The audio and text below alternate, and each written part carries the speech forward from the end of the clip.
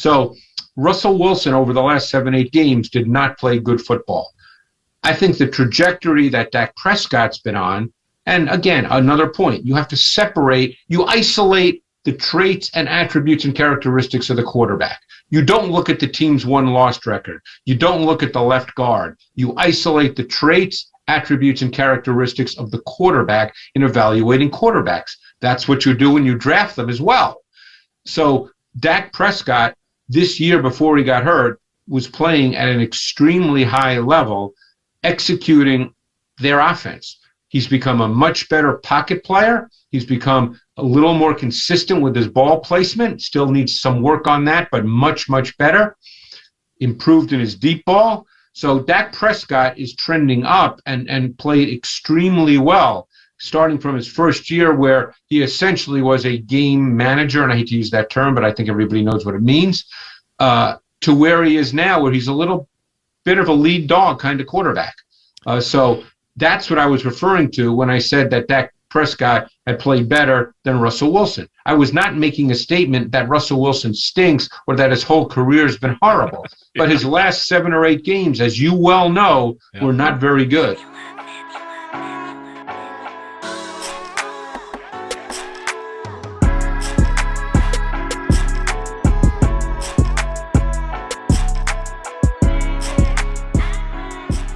Good people, it's your boy Mr. Rome, Cowboys fan talk, right back like I never left. What's going on with y'all, man? Little midday chop it up real quick before I head in the house. Check this out. Greg Cosell, one of the most, if not the most respected film watcher in the NFL. Like, Greg Cosell has been doing this for years. His name rings bells. When he speaks, people listen. He just went ahead and put a stamp on it, man. Well, we've been telling y'all for weeks, man. Dak Prescott is going to be at least even with Russell Wilson, if not better. Now, I'm falling in the camp of Dak's probably going to be better than Russell Wilson and is better than Russell Wilson right now. Then you got the camp of will be better. Then you got the camp of stop playing. Dak ain't close. Well, y'all go tell Greg Cosell that he's stupid. That he don't know what he's talking about. You just heard the video. Greg just pretty much laid it out. Dak has been pretty much making better throws than Russ, better decisions than Russ. You got to take all of that other stuff out of it. You know, the stuff y'all like to say, take the win-loss record out of it. You know, take the tackle play and the team surrounding him out of it. The coaching out of it. We just talking about a mano, throw for throw, decision for decision, who's been playing better quarterback. Greg Cosell just said it's Dak. Now, I know y'all don't want to listen to me. I'm just a regular old dude, you know, with a camera.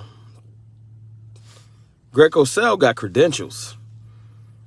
You know what I'm saying? When he speak, people listen. Greg just pretty much said it. The way he see it, Dak playing better than Russ. Now, he might be talking about the last 8 games. But he watches film for a living. He works for NFL Films. He is the man. Almost every real film breakdown, Greg Cosell is the GOAT. You know how y'all like to throw the GOAT on people? Greg Cosell is the GOAT. He just said it. Dak Prescott is better than Russell Wilson.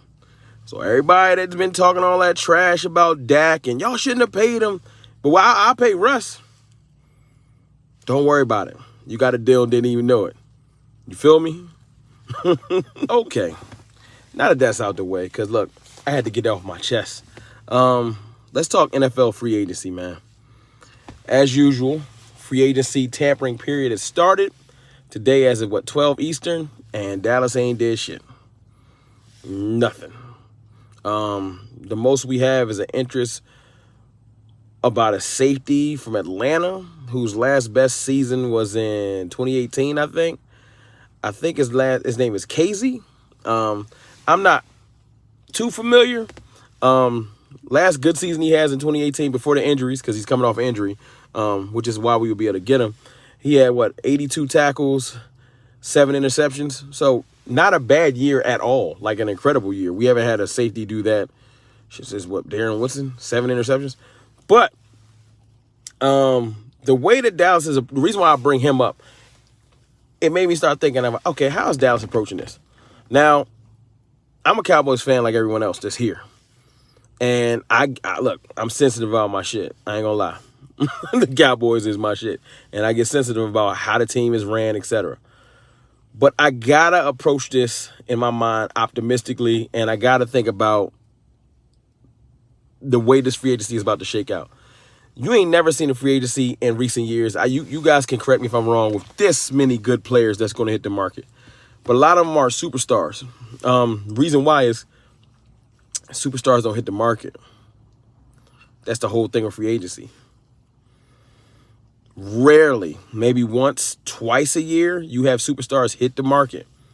You know, more often than not, though, the stars that hit the market are overvalued by their agent. I say that to say this. The Cowboys are playing chess, not checkers. Reason I'm saying that is it's so many quality free agents. I went through in my last video, I just went through how many cornerbacks, like veteran-style quarterbacks are going to be on the market. Safeties are on the market. I'm talking about, the Patrick Petersons, Kenny Vaccaros, Richard Sherman, which we're supposed to have interest with. You got linebackers on the market. You got DTs. You got pass rush. I'm just talking defense because I'm not really paying attention to offense as far as for free agency. And you're going to have some people rush and overpay players that are good but not great. See, if we are going to be honest with ourselves, we're not going to get a free agency or free agent signing that's going to be a superstar. If someone's that great, guess what, people? They don't hit the market. At best, they get traded. They don't hit the free agency market. So anybody that's considered to be let go to hit the free agency market for the most part is wrapped up immediately, i.e. Shaq Barrett. Now, they probably were in contact with Shaq Barrett. They probably told him, look, we can't franchise you, but we 100% want you. That was all our dialogue going on. That's why Shaq Barrett signed within minutes of the tampering period. I wasn't surprised. He's Shaq Barrett. He probably would have been considered the best free agent outside of Dak Prescott, who we signed already. That's technically our biggest free agent signing. But a lot of these other pieces, not that they're not valuable, but if they were young and in their prime, no team's letting their young and in their prime player walk. So it made me start thinking, okay, how are they approaching this? You want to get value, but you got to be smart about it. Now, I know it's aggravating as Dallas fans. We want the big signing. We want Deion Sanders. You know what I'm saying? But a lot of the Deion Sanders just ain't free agents. They not. Most of these players that are that great don't hit free agency. That's why they that great. Their team hold on to them or they trade them for assets, but they don't just hit free agency. That's why the franchise tag exists. So I'm hoping that the Cowboys are approaching this with a chess, not checkers mentality, and that we start making some smart additions. Now, do I want a viable free agent signing? Yes, that ain't got nothing to do with my conversation. Yes, I want them to make some good signings, but I do think that they're not going to rush to. Most people that go first day, first couple hours, are those highly signed. Look, prime example. I'm going to use a former Cowboy as an example. Byron Jones. Now, I know everybody's saying, we should have kept Byron Jones. Not for what he got paid. Did y'all see Byron Jones' stats last year? He wasn't the best corner on this team. Not even close. He made all that bread. Miami way overpaid him. And I'm not saying Byron's not a good player, but he is not worth that money. And I'm happy that we didn't pay him. Because if Byron Jones is on the Cowboys last year, he's not swinging the team 3 more wins. We're not a 9-win team because we had Byron Jones. He's not he's not swinging the field with pick-off or interceptions and stuff like that. All I'm saying is this. Smart in free agency. Now I'm going to be watching Twitter like y'all, watching for Ian Rappaport, Adam Schefter, and everybody dropping like, this person signed. But just chess, not checkers. Give it some time. I have faith that they didn't make those moves as far as restructuring contracts and any other restructures they're going to do for no reason. At least I have faith. Now, if I'm proven wrong, y'all welcome to go in the comments and tell me if I'm wrong. But y'all tell me this, man. Do y'all think the Dallas is going to be players? Y'all let me know, man. I do. Because I'm trying to be optimistic. It's your boy, Mr. Rome, Cowboys Fan Talk. Holla at you.